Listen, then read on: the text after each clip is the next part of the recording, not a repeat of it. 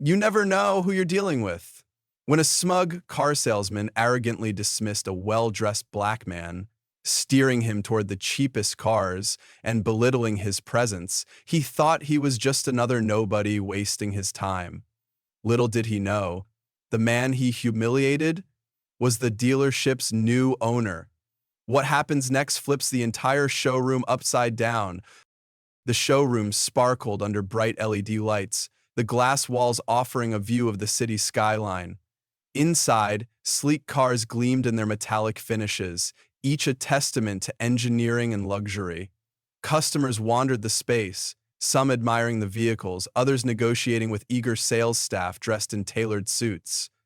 The air buzzed with ambition, every salesperson determined to close the next big deal. So, Marcus Reynolds stepped inside. His polished leather shoes clicked softly on the tiled floor, and his tailored navy suit fit perfectly. A silver watch glinted on his wrist. Not ostentatious, but tasteful. His demeanor was calm, his movements deliberate. At first glance, he appeared like any other potential customer, curious and composed. But Marcus wasn't here to buy a car. He was here to observe. Just days ago, he had finalized the acquisition of this dealership, quietly taking ownership without fanfare. It was his style, understated, yet impactful. He wanted to understand the dynamics of the business firsthand, not through filtered reports or rehearsed presentations. This was his chance to see how the team treated their customers, especially those they underestimated. Along with them became definite regrets as he started seeing the gaps in the company he was managing as a whole person. He had to find out. Across the showroom, Brad Thompson leaned against a cherry red convertible, arms crossed, a smug grin on his face. His sharp suit and gelled back hair screamed confidence, but his reputation within the dealership was another story. Brad was infamous for his sharp tongue and habit of judging customers based on appearances.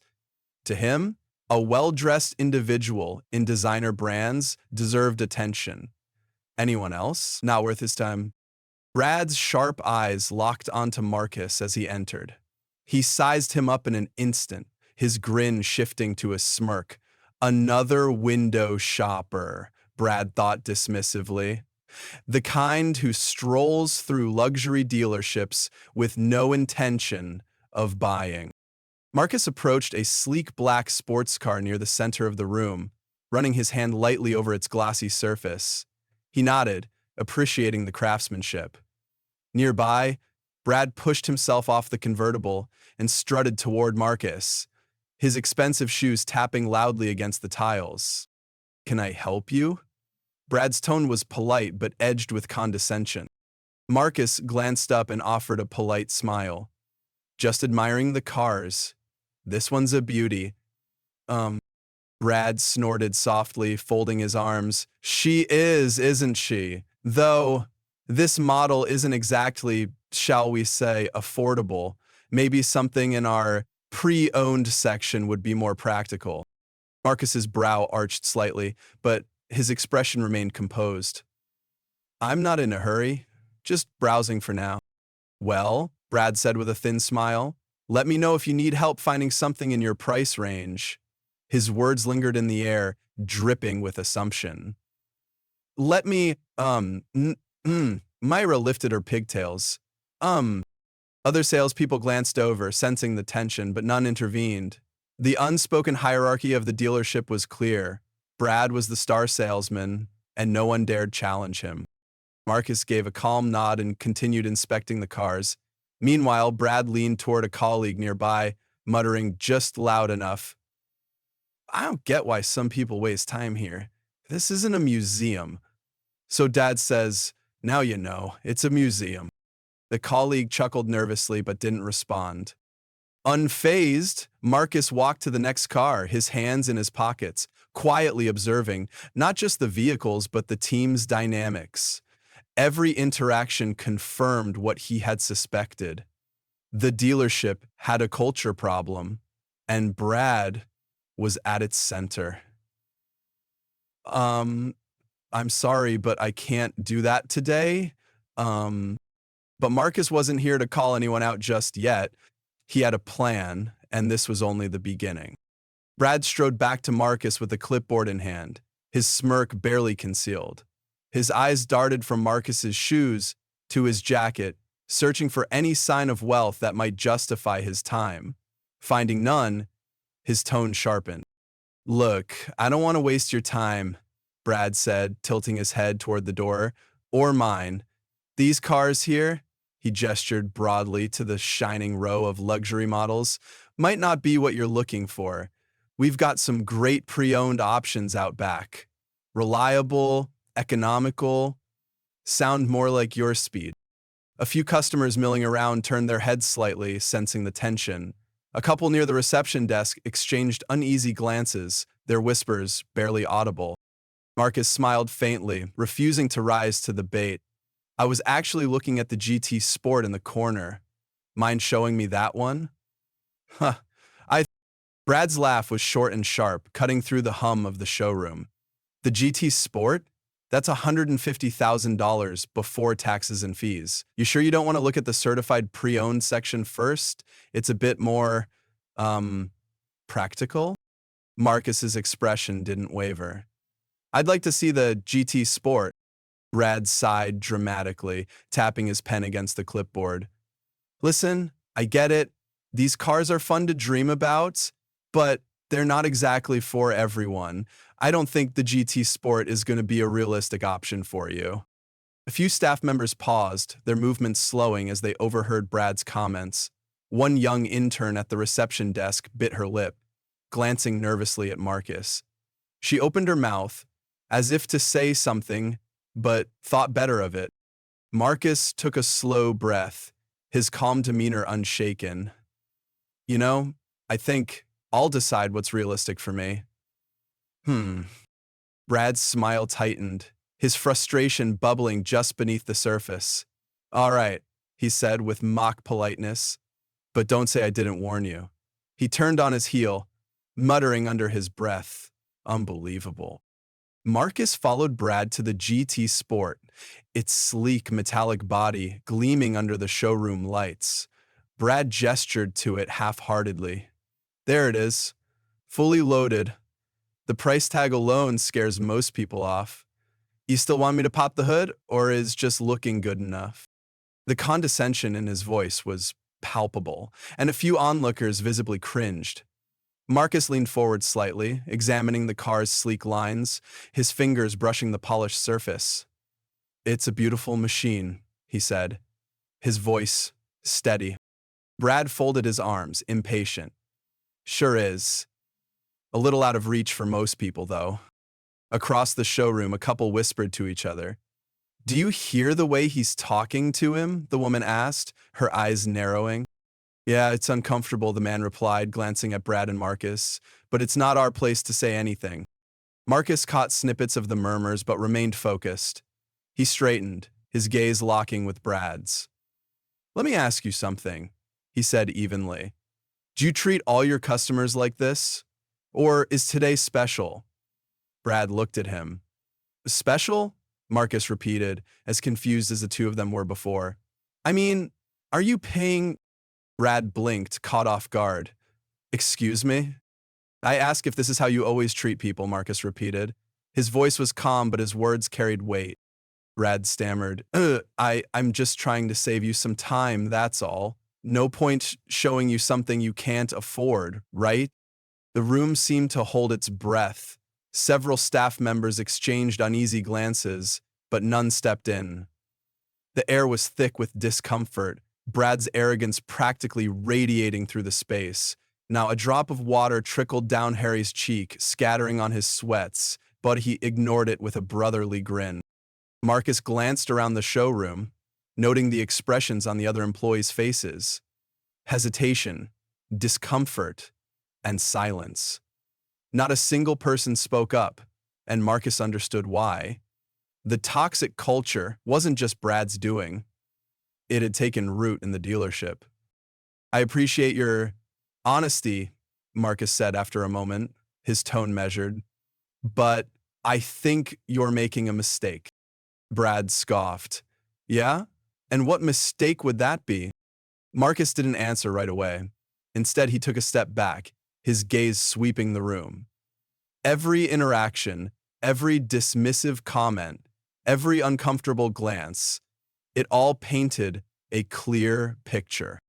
The kind of mistake, Marcus finally said, his voice low but firm, that costs more than you realize. Brad laughed again, oblivious to the weight of Marcus's words. Sure thing, buddy, he said, waving him off. Let me know when you're ready for the pre-omelette. Marcus didn't respond, his expression unreadable. He simply nodded, filing every moment away for what was to come. The atmosphere in the showroom grew tenser as Marcus quietly observed everything around him. His patience, calm demeanor, and unshakable composure masked the growing disappointment he felt. Brad's dismissive attitude wasn't just a one-off. It was a symptom of a deeper issue. After another round of rude comments, Marcus spotted a younger salesperson standing near the front desk. The man looked uneasy, glancing between Marcus and Brad as though weighing whether to intervene. Marcus decided to approach him. Excuse me, Marcus said politely. Would you mind telling me more about the GT Sport? I'd like to know its full specs. The junior salesperson hesitated, glancing nervously in Brad's direction. Sure, he stammered. It's got a twin-turbo V8 engine, 600 horsepower, and, Before he could finish, Brad stormed over, his voice cutting through the air like a whip. I've got this, Brad snapped, glaring at the younger man. Go handle something else. The junior salesperson nodded quickly, retreating to the safety of the reception desk. Brad turned back to Marcus, his smug smile firmly in place. Now, where were we? Oh, right. I was telling you why this car isn't for you. Marcus raised an eyebrow, his composure unshaken. You know, you're very quick to decide what's best for me. It's just trying to save you the trouble, Brad said with a shrug, his tone laced with condescension. No need to overcomplicate things. Marcus sighed softly, stepping back toward the door. He had seen enough. He wasn't angry, just profoundly disappointed. As he turned to leave, the sound of the front door opening drew his attention. His groaning acceptance was met with a sound, deep and rich and cold. A tall man in a crisp suit entered, his presence commanding immediate respect. The staff straightened up, whispers rippling through the showroom. This was John Mercer, the general manager of the dealership. John's eyes scanned the room, landing on Marcus. A wide smile spread across his face, and he strode forward with an outstretched hand. Mr. Reynolds, John exclaimed warmly, shaking Marcus's hand with enthusiasm. I wasn't expecting you today. It's an honor to have you here. Brad froze mid-step, his expression shifting from smugness to confusion, then dawning panic. Wait, you know him? He asked, his voice unsteady. John turned to Brad, his smile fading slightly. Of course I do. This is Marcus Reynolds, the new owner of the dealership. The room fell silent. The sound of a pen dropping could have echoed. Brad's face turned ashen, and he stammered. The owner? Yes, John confirmed, his tone sharp now. Mr. Reynolds purchased this dealership last month. He's been reviewing our operations before making his introduction to the staff. All eyes turned to Marcus, who stood calm and composed, his hands resting lightly at his sides. He met Brad's wide-eyed gaze and offered a small, almost imperceptible smile. Brad's mind raced, his confidence crumbling. I didn't know. That much is clear, Marcus interrupted gently, his voice steady but firm. You didn't know because you didn't bother to find out. Instead, you made assumptions about me, about who I am, and about what I'm capable of. Brad opened his mouth to respond, but no words came out. Marcus turned to the rest of the staff, his gaze sweeping across the room. "I came here anonymously for a reason," he said, his voice carrying authority but also warmth. "I wanted to see how this dealership operates, how customers are treated, and what kind of culture exists here." He paused, letting the weight of his words settle. "What I saw," Marcus continued, uh, "was disappointing: discrimination, condescension, and a lack of respect. For me, and likely for others who don't meet certain superficial expectations." Several staff members looked down, avoiding Marcus's gaze. A few customers lingered near the entrance, their expressions a mix of curiosity and discomfort. "I believe in this dealership," Marcus said, his tone softening. "That's why I bought it. I want this place to succeed, not just financially, but as a business that values every customer who walks through those doors." Henry shuddered. He turned back to Brad, who was visibly trembling. "But behavior like yours jeopardizes everything we stand for." "Mr. Reynolds, Brad began, but Marcus raised a hand to silence him. "I'm not interested in excuses," Marcus said. "What I'm interested in is creating a culture of respect, fairness, and excellence." John stepped forward, clearing his throat. "Mr. Reynolds, I assure you that we will address this matter immediately." Marcus nodded. "I trust you will. But it's not just about one person. It's about setting a standard, one that ensures this dealership is a place where everyone feels valued." The room remained silent as Marcus addressed the staff one final time. "I hope today serves as a reminder that our actions, our words, and our attitudes matter, not just in business, but in life."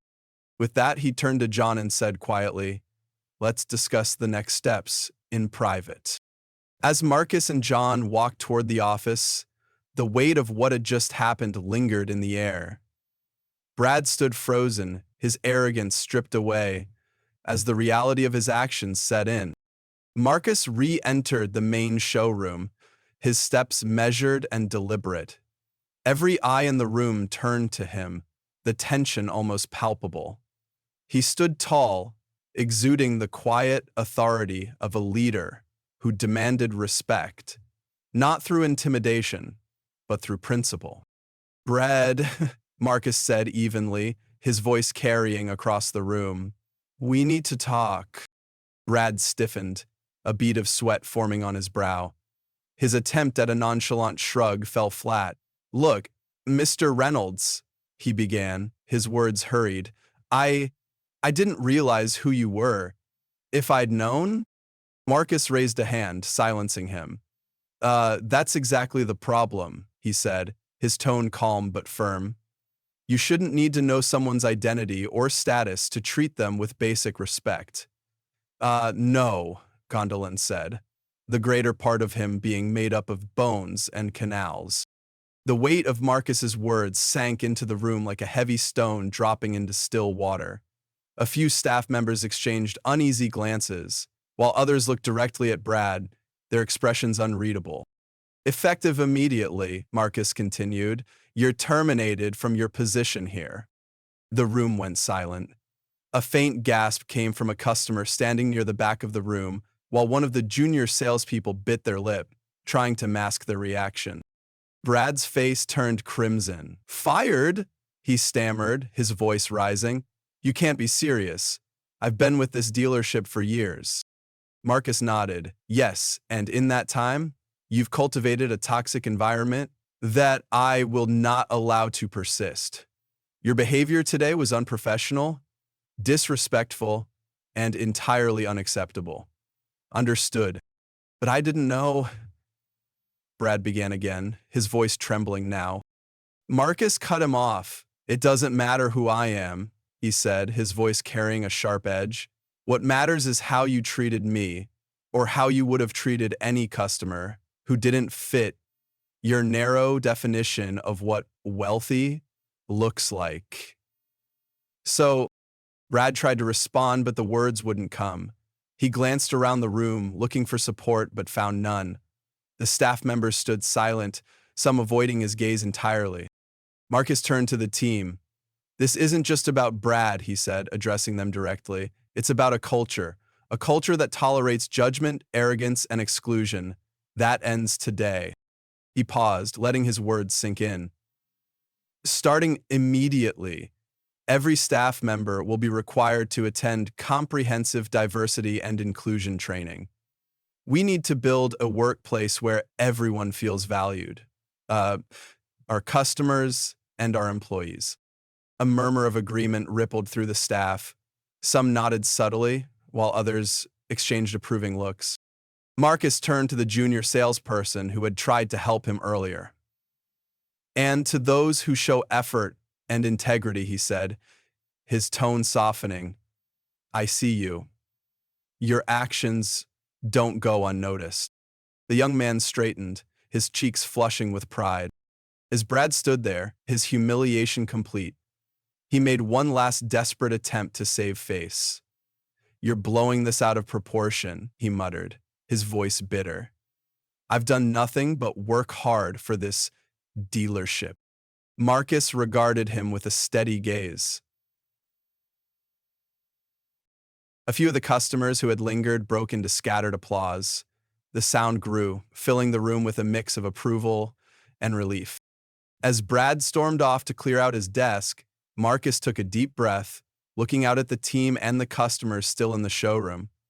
This is a new chapter, he said, his voice steady and confident. Not just for this dealership, but for all of us. Together, we'll make this a place people trust and respect. The bartender immediately shut the door. Special events for him, strategy sessions. He remembered calling this the Berkeley Elementary. I got a head started as a boy.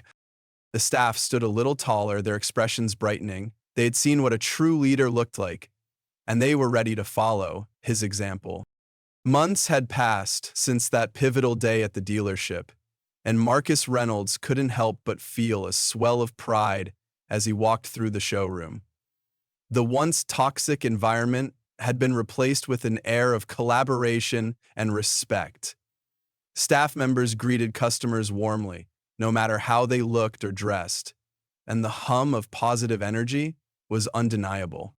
Marcus paused by the window, watching as a junior salesperson carefully explained the features of a car to a young couple.